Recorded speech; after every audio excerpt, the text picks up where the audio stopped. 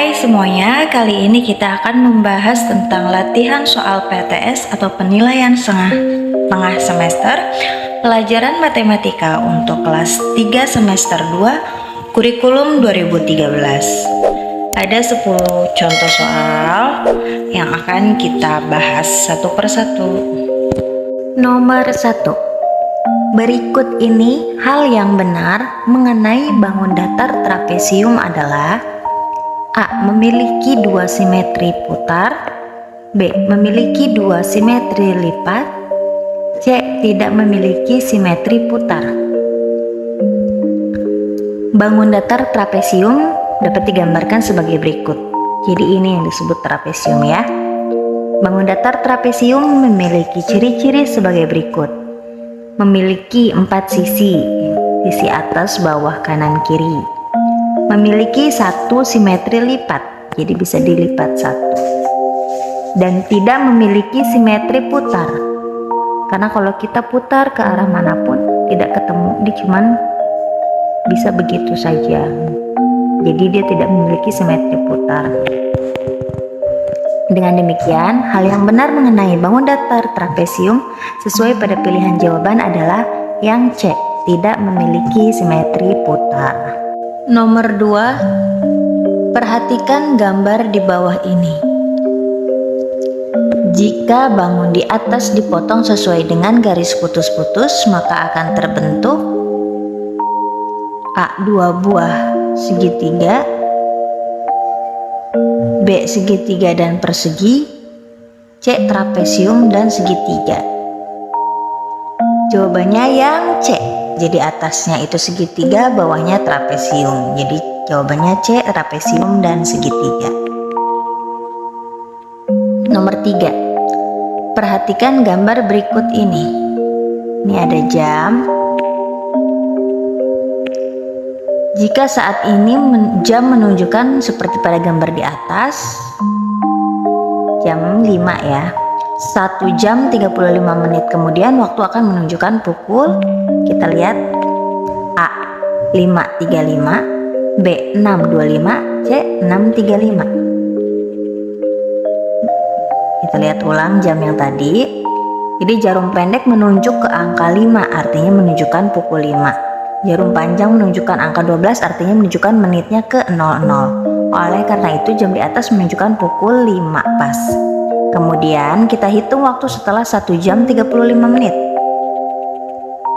1 jam 35 menit dapat tulis 01.35.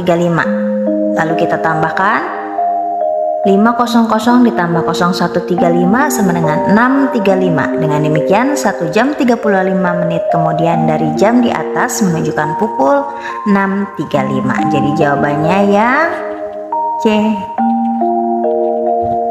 Nomor 4.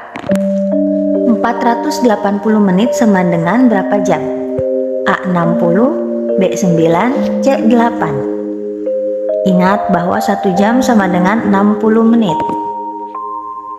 Untuk mengubah satuan waktu dari menit ke jam, hal yang harus dilakukan adalah membaginya dengan 60, sehingga didapat hasil sebagai berikut. 480 dibagi 60 sama dengan 8. Dengan demikian 480 menit sama dengan 8 jam. Nomor 5. 1 jam 25 menit 30 detik sama dengan berapa detik? A. 5030, B. 5060, C. 5130. Pertama, kita ubah satuan waktu dari jam dan menit ke detik. Ingat bahwa 1 jam sama dengan 60 menit dan 1 menit itu 60 detik. Oleh karena itu kita dapatkan perhitungan sebagai berikut. 1 jam sama dengan 60 menit. 60 menit 60 kali 1 menit sama dengan 60 kali 60 detik sama dengan 3600 detik. Untuk mengubah waktu dari jam ke detik adalah dengan mengalikannya dengan 3600, artinya 1 jam sama dengan 3600 detik. Selanjutnya untuk mengubah waktu dari menit ke detik adalah dengan mengalikannya dengan 60, sehingga didapatkan perhitungan sebagai berikut. 25 menit sama dengan 25 dikali 60 detik maksudnya ya, sama dengan 1500 detik. Artinya 25 menit sama dengan 1500 detik. Dengan demikian 1 jam 25 menit 30 detik, 1 jam itu 3600 ditambah 25 menit itu 1500 tambah 30 sama dengan 5130 detik. Jadi jawabannya yang C. Nomor 6. Rindu ingin berbagi kebahagiaan dengan teman-teman di suatu panti asuhan. Dia ingin membagikan bingkisan kepada seluruh anak yatim piatu dan setiap bingkisan berisi 5 buah makanan dan 7 buah alat tulis. Jika di panti tersebut terdapat 47 anak yatim piatu, banyak makanan dan alat tulis yang harus Rindu siapkan adalah A. 329 makanan dan 235 alat tulis, B. 245 makanan dan 289 alat tulis, atau C. 235 makanan dan 329 alat tulis. Jadi di panti asuhan ada 47 anak yatim piatu dan mau dibagi setiap anaknya 5 makanan dan 7 alat tulis. Maka di sini banyak makanan dibagi, banyak makanan yang diterima harus cukup 47 dan banyak total alat tulis dibagi, banyak alat tulis yang diterima per orangnya sama dengan banyak anak yang menerima, yaitu 47. Untuk menentukan banyak makanan total, kita dapat menggunakan cara perkalian bersusun. Kalau misalkan dia dibagi, berarti kita balik harus dikali. Jadi titik-titik dibagi 5 sama dengan 47 sama dengan 47 dikali 5 karena dibalik. Begitupun dengan yang alat tulis. Di sini kan titik-titik dibagi 7 sama dengan 47. Jadi total banyak alat tulis yaitu 47 anak yang menerima dikali 7 karena setiap anak dapat 7 berapa. Nah, pakai perkalian bersusun ya. 47 dikali 5, 5 dikali 7 35, 5 dikali 4 20. Jadi 47 kali 5 adalah 235. Jadi banyaknya total makanan 235. Oleh karena itu banyak makanan yang harus disiapkan Rindu adalah 235 buah. Dan untuk menentukan banyak alat tulis, total kita menggunakan cara perkalian bersusun juga. 47 dikali 7, 7 kali 7 49, 7 dikali 4 28, jadi 329. Oleh karena itu banyak alat tulis yang harus disiapkan Rindu adalah 329 buah. Dengan demikian, banyak makanan dan alat tulis yang harus disiapkan Rindu adalah 230 buah makanan dan 329 buah alat tulis. Nomor 7. Roni akan membagikan coklat kepada 12 orang temannya. Tiap orang akan mendapatkan coklat dalam jumlah yang sama. Pasangan bilangan yang mewakili banyaknya coklat yang dimiliki Roni dan banyaknya coklat yang diterima setiap temannya adalah A.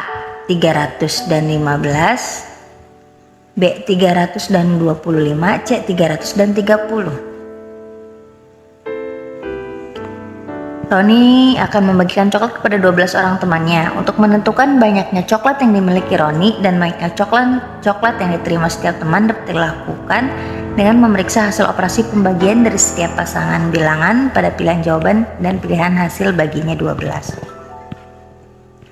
Jadi kalau misalkan yang A tadi 300 dibagi 15 sama dengan 20. Sedangkan banyak temannya itu 12. Pilihan B 300 bagi 25 sama dengan 12 dan pilihan C 300 bagi 30 sama dengan 10.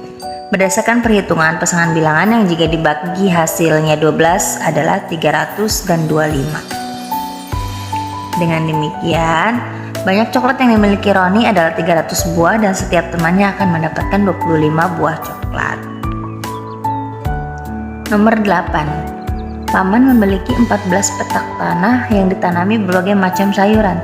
3 petak tanah ditanami jagung, 2 petak tanah ditanami cabai, dan 3 petak tanah ditanami wortel dan sisanya ditanami tomat. Bagian tanah yang ditanami tomat adalah berapa bagian? A. 4/12, B. 5/12, C. 6/12.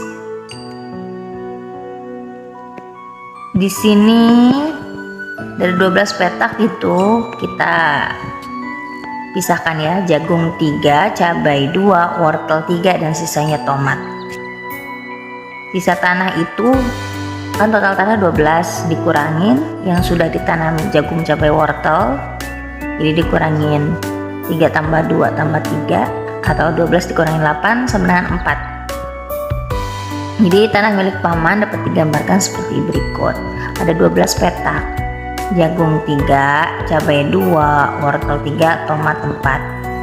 Dapat disimpulkan bahwa bagian tanah yang ditanami tomat adalah 4/12 bagian. Jadi dari 12 petak, 4 petak itu untuk tomat, jadi 4/12. Nomor 9. Pecahan yang senilai dengan 2/3 adalah A. 2/6, B. 4/6, C. 5/6.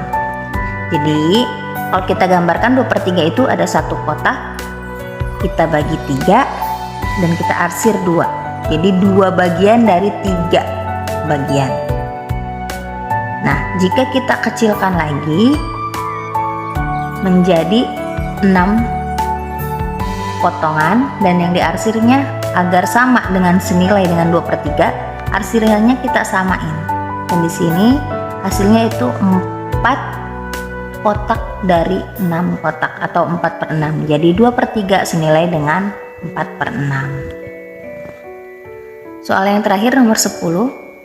Andi memiliki 12 buah kotak makan, sebanyak 8 kotak makan diisi buah-buahan, sedangkan sisanya diisi roti. Bagian kotak makan yang diisi roti adalah A. 3/12, 4, B. 4/12, C. 5/12. Jadi di sini kotak makan. Jadi di sini ada 12 kotak makan. Dari 12 kotak makan, 8 kotak makan diisi buah-buahan, maka banyak kotak makan yang diisi roti adalah 12 dikurang 8 sama dengan 4 buah. Oleh karena itu, banyak bagian kotak makan yang diisi roti dapat ditentukan menggunakan konsep pecahan. Jadi banyak kotak makan yang diisi roti per banyak kotak makan seluruhnya. Yang diisi roti itu 4 dari 12 kotak makan, sama dengan 4/12. Cukup sekian pembahasan kita, kurang dan lebihnya mohon maaf. Terima kasih sudah menonton sampai selesai. Semoga dapat dipahami dan semoga bermanfaat.